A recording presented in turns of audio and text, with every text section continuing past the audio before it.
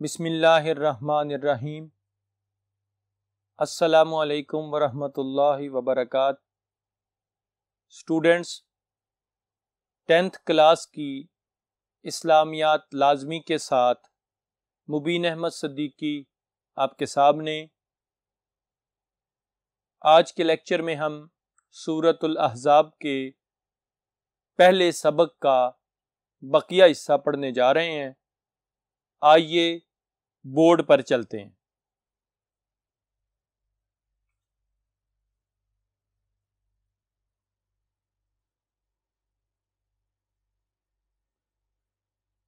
Students, پہلے lecture کے اندر ہم نے سورۃ الاحزاب کے تعارف کے حوالے سے اور آیت نمبر 1، 2، 3، 4 اور آیت نمبر 5 تک پڑھا تھا۔ آج ہم آیت نمبر 6 سے سٹارٹ کرنے جا رہے ہیں۔ پچھلے لیکچر میں ہم نے آخر میں جو بات ختم کی تھی وہ یہ تھی کہ جو لیپالک ہوتے ہیں، اڈاپٹ جنہیں کیا ہوتا ہے، وہ حقیقی بیٹے نہیں ہوتے، ان کو ان کے باپوں کے نام سے پکارنا چاہیے۔ اگر ان کے باپوں کا نام ہمیں معلوم نہ ہو تو پھر وہ دین میں ہمارے بھائی ہوتے ہیں اور دوست ہوتے ہیں۔ یہ جو اڈاپٹ کرنے کے بعد گھر میں آنا جانا، بے تکلفی، جوان ہونے کے بعد ان لوگوں کی ہوتی ہے، اس بات سے اللہ کریم نے منع فرمایا اور اسی لیے وضاحت فرما دی کہ وہ حقیقی بیٹے نہیں ہوتے۔ اب چلتے ہیں آیت نمبر 6 کی طرف۔ اعوذ باللہ من الشیطان الرجیم، بسم اللہ الرحمن الرحیم۔ النبی اولی بالمؤمنین من انفسہم،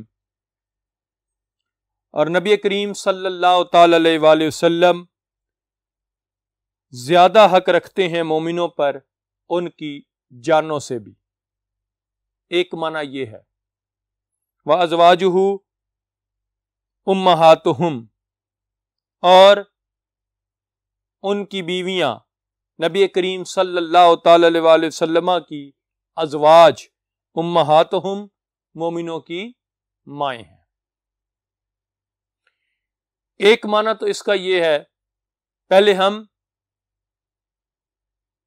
من انفسہم تک بات کریں گے کہ نبی کریم صلی اللہ تعالی علیہ وسلم مومنوں پر ان کی جانوں سے بھی زیادہ حق رکھتے ہیں۔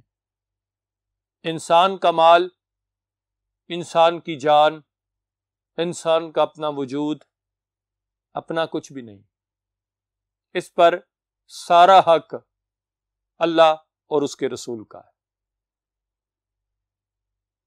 نبی کریم صلی اللہ تعالی علیہ وسلم کی شان اقدس بیان فرمائی یہاں کہ حضور صلی اللہ تعالی علیہ وسلم مومنوں پر ان کی جانوں سے زیادہ حق رکھتے ہیں بنسبت ان کے۔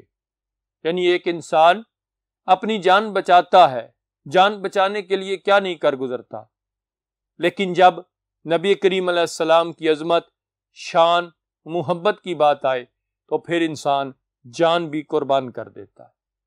صحابہ کرام نے یہی سبق دیا، کیونکہ انسان کی جان پر انسان سے زیادہ اللہ کے محبوب صلی اللہ تعالی علیہ وسلم کا حق ہے، حضور صلی اللہ تعالی علیہ وآلہ وسلم کا حق ہے۔ حدیث پاک میں آتا ہے، آپ نے سنا ہوگا کہ دنیا کے اندر بھی نبی کریم علیہ الصلوۃ والسلام ایک امتی کے لیے رحمت ہیں۔ وہ شخص جب قبر میں جاتا ہے تب بھی حضور علیہ السلام کی ذات اس کے لیے رحمت ہے، اور جب قیامت کا دن ہوگا تب بھی نبی کریم صلی اللہ تعالی علیہ وسلم اپنے امتی، اپنے غلام اور مومن کے لیے رحمت ہے۔ قرآن مجید میں سورہ توبہ میں اللہ تعالیٰ نے فرمایا کہ لَقَدْ جَاءَكُمْ رَسُولٌ مِّنْ أَنفُسِكُمْ عَزِيزٌ عَلَيْهِ مَا عَنِتُّمْ حَرِيصٌ عَلَيْكُمْ بِالْمُؤْمِنِينَ رَءُوفٌ رَحِيمٌ۔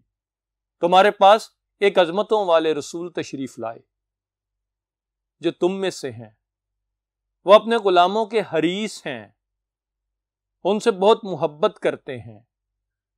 مشقت میں پڑنا انہیں گوارا نہیں ہے کہ ان کا کوئی غلام پریشان ہو جائے، مشقت میں پڑ جائے۔ تو اس لیے جب انہیں نہ یہ بات گوارا کہ ان کا غلام مشقت میں پڑے، مصیبت میں پڑے، تکلیف میں پڑے، پھر انسان کو بھی سوچنا چاہیے کہ جب حضور صلی اللہ تعالی علیہ وسلم کی عظمت، شان اور مقام اور مرتبے اور حضور کے حق کی بات آئے تو پھر مومن اپنی خواہشات بیچ میں نہ لائے، اپنے جذبات بیچ میں نہ لائے۔ آج ہم اپنے جذبات کو فوقیت دیتے ہیں، اپنی خواہشات کو فوقیت دیتے ہیں۔ حضور علیہ الصلوۃ والسلام کی شریعت اور نبی کریم علیہ السلام کے احکامات کو ہم پس پشت ڈال دیتے ہیں، چھوڑ دیتے ہیں، اس کی طرف نہیں دیکھتے۔ ذرا غور کریں، جس نبی رحمت نے قیامت کے دن انسان کو بچانا ہے سختیوں سے، اس نبی رحمت نے قبر میں انسان کو بچانا ہے۔ حضور علیہ السلام نے فرمایا تھا نا کہ اگر قیامت کے دن مجھے ملنا چاہو تو 3 جگہ پر ملوں گا۔ پہلی جگہ کہ جہاں میرے غلاموں کے عمل تولے جا رہے ہوں گے، پاس کھڑا ہو کر میں اپنے غلاموں کے اعمال کو تلوا رہا ہوں گا۔ دوسری جگہ کہ جب میری امت حوض کوثر پر آئے گی تو میں اپنے غلاموں کو پانی پلا رہا ہوں گا۔ تیسری جگہ اس صراط راستے پر، اس پل پر کہ جو جہنم کے اوپر سے گزر کے جنت کو جاتا ہے، جو بال سے زیادہ باریک ہے، تلوار سے زیادہ تیز ہے۔ جب وہاں سے گزرنے کی باری آئے گی تو میں اپنے غلاموں کو پکڑ پکڑ کے اس کے اوپر سے گزار رہا ہوں گا۔ یہ رحمت نہیں تو اور کیا ہے؟ اس سختی والی جگہ پر جہاں سخت ترین لمحات ہونے ہیں، جہاں کسی نے کام نہیں آنا، وہاں اللہ کے محبوب نے کام آنا ہے۔ اس لیے رب نے فرمایا کہ میرا محبوب مومنوں پر ان کی جانوں سے زیادہ حق رکھتا ہے۔ سیدنا ابوبکر صدیق کی حیات طیبہ کو دیکھیں، آپ کی زندگی کو دیکھیں۔ آپ نے نہ حضور کی ذات اقدس سے مال بچایا، نہیں، حضور پر قربان کیا۔ نہ ان کی ذات اقدس سے جان بچائی، نہیں، اپنی جان بھی قربان کی۔ نہ اولاد بچائی، نہیں، اولاد بھی قربان کرنے کے لیے تیار ہو گئے۔ یہ احوال ہیں صحابہ کے کہ جنہوں نے حضور علیہ السلام کا حق اپنی جانوں سے بڑھ کر اپنے اوپر تسلیم کیا۔ انسان کی جان کیا چیز ہے؟ حضور کا حق ہماری جان پر زیادہ ہے۔ ذرا غور کریں، حضور علیہ السلام کے ایک صحابی ہیں، حضرت سعد ان کا نام ہے، رنگ کے بھی کالے ہیں، ہونٹ بھی اس کے موٹے ہیں، سب کچھ ہے۔ حضور کی بارگاہ میں عرض کرتے، یا رسول اللہ پریشانی ہے۔ میرے آقا نے فرمایا شادی کرو، نکاح کرو، پریشانی ختم ہو جائے گی۔ عرض کی یا رسول اللہ کوئی شادی کرنے کے لیے تیار ہی نہیں ہے، کالا رنگ ہے، موٹے ہونٹ ہیں، غریب آدمیوں کون شادی کے لیے تیار ہوتا ہے؟ اب نبی کریم صلی اللہ تعالی علیہ وسلم نے فرمایا کیوں پریشان ہوتے ہو؟ فلاں صحابی کے گھر چلے جاؤ، اس کی ایک بیٹی ہے، اس سے کہنا، اس صحابی کے پاس جا کر کہ اللہ کے رسول نے تمہیں سلام کہا ہے اور تمہاری بیٹی سے میرا نکاح رسول اللہ نے کر دیا ہے۔ یہ صحابی جاتے ہیں اور وہ اس صحابی کی تنہا لڑکی تھی، جائیداد کی بھی تنہا وارث تھی، اور مدینہ المنورہ کے حسین ترین اور مدینہ المنورہ کے امیر لوگوں کے رشتے اس کے لیے آئے ہوئے تھے۔ ابھی وہ اس لڑکی کی شادی کے بارے میں اس کے والدین سوچ رہے تھے۔ یہ آیت ذہن میں رکھنی ہے آپ نے کہ مومنوں پر رسول اللہ ان کی جانوں سے زیادہ حق رکھتے ہیں۔ وہ سوچ رہے تھے کہ بھئی کس کے لیے ہاں کریں اور کس کے لیے انکار کریں۔ آج اگر رشتہ آئے بیٹی کا تو والدین سوچتے ہیں نا کہ بھئی اس کا رشتہ آیا ہے، کیسا شخص ہے، کیسا کماتا ہے، آخر اس کے ساتھ بیٹی کا نکاح کرنا ہے، بیٹی کو اس کے گھر بھیجنا ہے، رخصت کرنا ہے، ساری جانچ پڑتال کرتے ہیں۔ وہ بھی جانچ پڑتال میں مصروف تھے ابھی کہ وہ حضرت سعد دروازے پہ جاتے ہیں اور جا کر دروازے پہ دستک دیتے ہیں۔ وہ صحابی باہر آتے ہیں. جب باہر آئے تو حضرت سعد نے کہا مجھے رسول اللہ نے بھیجا ہے. اس صحابی نے اندر جا کر ڈرائنگ روم کو خوب آراستہ کیا اور اس کے بعد ڈرائنگ روم میں حضرت سعد کو بٹھایا. پہلے بھی آتے تھے اس گھر میں لیکن اتنی تواضع کبھی نہیں ہوئی تھی. اچھا کھانا کھلایا اور کھانا کھلانے کے بعد وہ صحابی حضرت سعد سے پوچھتے ہیں اب بتاؤ میرے آقا نے میرے لیے کیا حکم بھیجا ہے؟ تو حضرت سعد کہتے ہیں کہ نبی کریم صلی اللہ تعالی علیہ وسلم نے آپ کی بیٹی کے لیے میرا رشتہ بھیجا ہے. یہ نہیں کہا کہ آپ کی بیٹی سے میرا نکاح کر دیا ہے. حضور نے یہ کہا تھا شرم مانے آئی، بیٹی کے باپ سے بات کر رہے تھے. کہتے ہیں کہ نبی کریم علیہ السلام نے آپ کی بیٹی کے لیے میرا رشتہ بھیجا. اچھا حضور نے بھیجا؟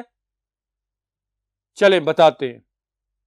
سنا، اندر تشریف لے گئے، اپنی بیگم سے بات چیت کر رہے ہیں اور بیٹی سن رہی ہے کہ ماں اور باپ گفتگو کر رہے ہیں کہ اب غریب آدمی آیا ہے اور آ کر کہتا ہے حضور علیہ السلام نے ہماری بیٹی کے لیے رشتہ میرا بھیجا.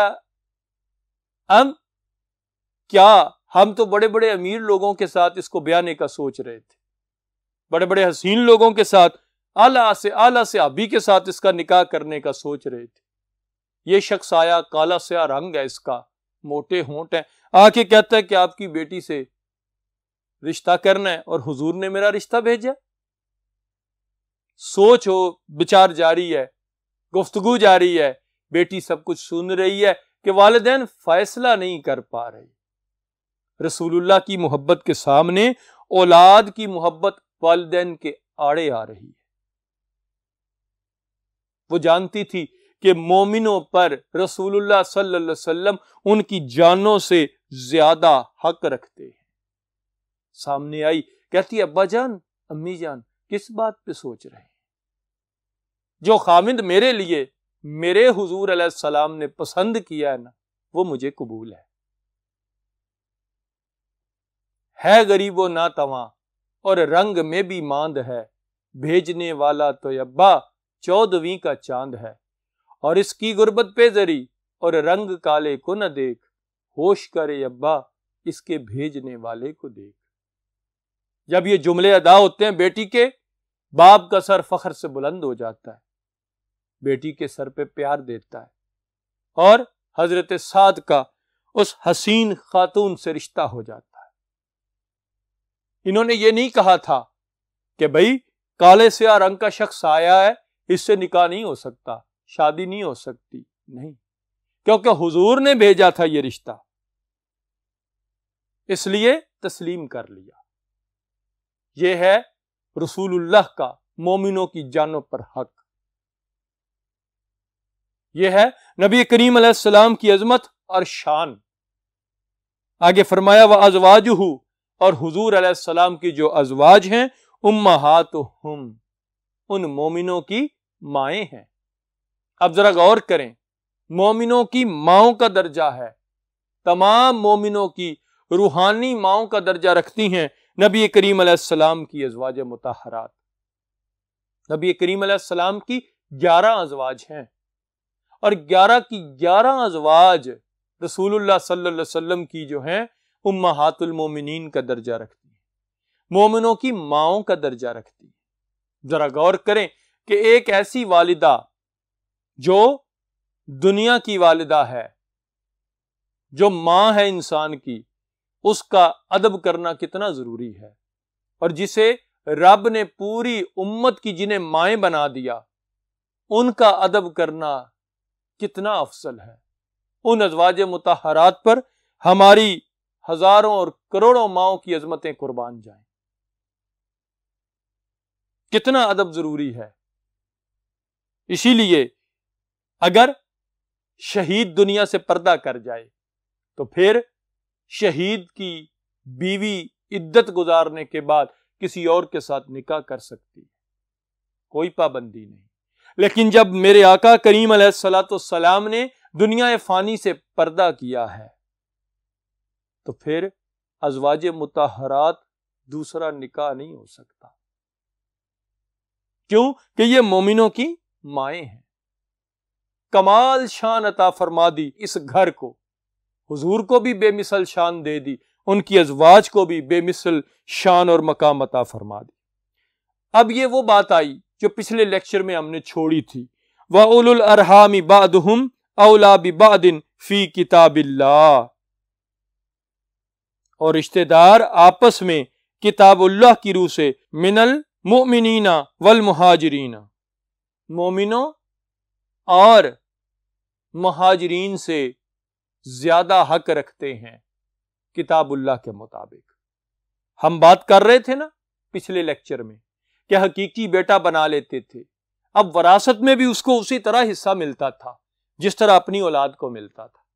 یہاں یہ بات واضح کر دی کہ مومن ہوں مہاجرین ہوں، ان کے مقابلے میں اللہ کی کتاب میں یہ بات درج ہے کہ حقیقی مومن اور مہاجر، اس کے مقابلے میں جو حقیقی بیٹا ہے وہ زیادہ حق رکھتا ہے۔ کس بات کا؟ ترکے کا۔ جو مال چھوڑ کر گیا ایک شخص، جو دولت چھوڑ کر گیا، وہ اس کا ترکہ ہوتا ہے، وہ اس کا چھوڑا ہوا مال اس کی وراثت ہوتا ہے۔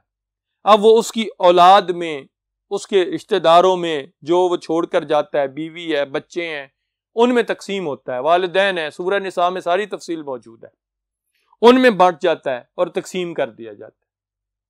اب ان میں ایک ایسا بھی، ان کے بچوں میں ایک ایسا بچہ جو انہوں نے متبنہ بنایا تھا، لے کر پالا تھا، جب متبنہ بنایا تھا، لے کر پالا تھا، جن کا نام حضرت زید بن حارث تھا۔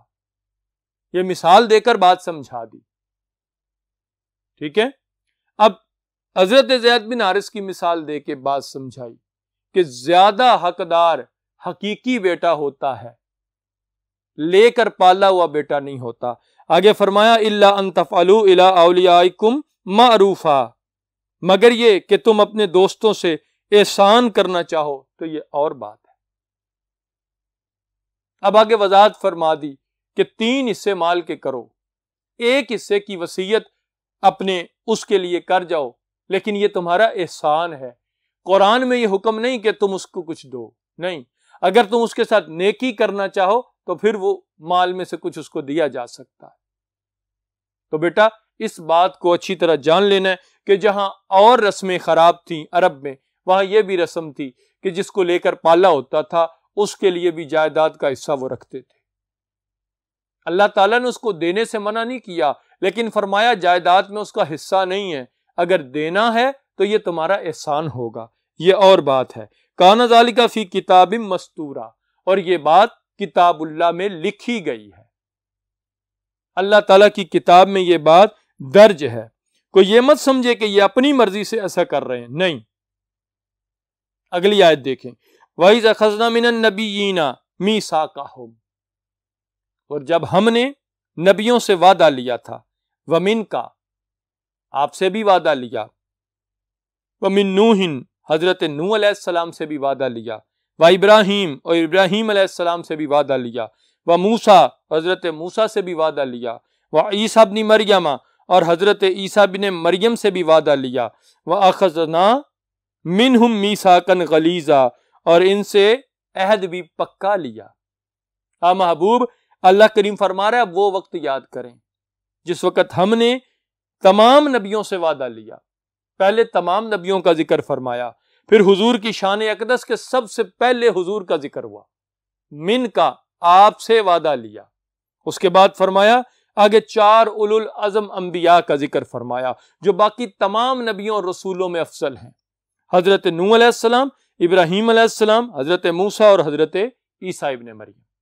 یہ 4 رسول اولو العزم رسول کہلاتے ہیں، یہ 4 انبیاء اولو العزم انبیاء کہلاتے ہیں۔ حضور علیہ السلام کے بعد تمام انبیاء سے یہ 4 افضل ہیں۔ پھر ان 4 کا ذکر فرمایا، اور میرے آقا کریم علیہ السلام سب سے افضل اور اعلیٰ ہیں، اسی لیے ان کا ذکر پہلے فرمایا۔ فرمایا محبوب اس وقت کو یاد کریں جب ہم نے آپ سے بھی وعدہ لیا، اور ان تمام نبیوں سے وعدہ لیا، اور ان 4 سے بھی وعدہ لیا۔ تو وعدہ کیا لیا تھا؟ دو وعدوں کا ذکر آیا، ایک یہ کہ وہ اپنی تمام تعلیمات جو اللہ انہیں دے گا وہ اسی طرح اپنی اپنی قوم تک پہنچا دیں گے، ایک یہ وعدہ لیا، اور دوسرا یہ وعدہ لیا کہ اے نوح، اے ابراہیم، اے موسیٰ، اے عیسیٰ، دیگر انبیاء، سب سے رب نے کہا کہ جب یہ میرا محبوب تشریف لے آئے تو پھر اپنی عظمتوں کے گن نہیں گانے، ان کا غلام بننا ہے، انہی کا کلمہ پڑھنا ہے اور انہی کی تصدیق کرنی ہے۔ یہ دو وعدوں کا ذکر ہے، دو وعدے لیے کہ تم، پہلا وعدہ کیا تھا کہ تم یہ ساری باتیں جو میں تم تک بھیجوں گا تم اپنی اپنی قوم تک پہنچا دو گے۔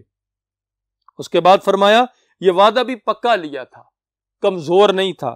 اگلی بات، لِيَسْأَلَ الصَّادِقِينَ عَنْ صِدْقِهِمْ، تاکہ سچوں سے ان کے سچوں کے بارے میں پوچھا جائے، ان کے سچ کے بارے میں پوچھا جائے۔ کیا پوچھا جائے؟ کہ وہ میری تعلیمات پہنچا دی تھیں۔ اب جب قیامت کا دن ہوگا نا، تو جو لوگ نافرمان تھے اپنے نبیوں کے، جب رب کی بارگاہ میں لائے جائیں گے نا تو فوراً انکار کر دیں گے، ہمیں کسی نے اصلاح نہیں دی تھی، ہمیں کسی نے دعوت نہیں دی تھی، ہمیں کسی نے مولا تیری طرف بلایا نہیں تھا، اگر کوئی بلاتا تو ہم ضرور قبول کرتے۔ تو پھر اللہ ان نبیوں سے پوچھے گا، بتاؤ میری تعلیمات ان تک پہنچائی تھیں؟ ہر نبی کہے گا یا اللہ ان تک تیری تعلیمات اسی طرح پہنچائی تھیں جس طرح تو نے ہم تک پہنچائی تھی اور ہمیں حکم دیا تھا۔ یہ ان سے سچوں سے ان کے سچ کی تصدیق ہو رہی ہے۔ جب تصدیق ہو جائے گی تو اللہ فرمائے گا گواہ لاؤ، پھر امت مصطفیٰ صلی اللہ علیہ وسلم ہمیں ان امتوں کا گواہ بنا کے پیش کیا جائے گا، حضور کی امت کو، پھر حضور کی امت پر نبی کریم علیہ السلام کو ان انبیاء کی گواہی کے لیے پیش کیا جائے گا۔ اور جب حضور تصدیق کر دیں گے نا کہ بے شک انہوں نے تمام تعلیمات اسی طرح مولا پہنچا دیں جس طرح تو نے انہیں دی تھی، تو پھر معاملہ ختم ہو جائے گا، اور جو گناہ گار ہوں گے ان کو ان کے گناہوں کی سزا دی جائے گی۔ وَأَعَدَّ لِلْكَافِرِينَ عَذَابًا أَلِيمًا، اور اس نے کافروں کے لیے دکھ دینے والا عذاب تیار کر رکھا ہے۔ یہ ہے بیٹا پہلا رکوع جو ہم نے آج پڑھا، اس کو اچھی طرح ذہن میں رکھیے گا، ان کے شان نزول اور ان کی تشریحات کو اچھی طرح ذہن میں رکھیے گا۔ نیکسٹ لیکچر کے ساتھ، نئے سبق، نئی آیات کے ساتھ پھر حاضر ہوں گے، تب تک کے لیے اللہ حافظ۔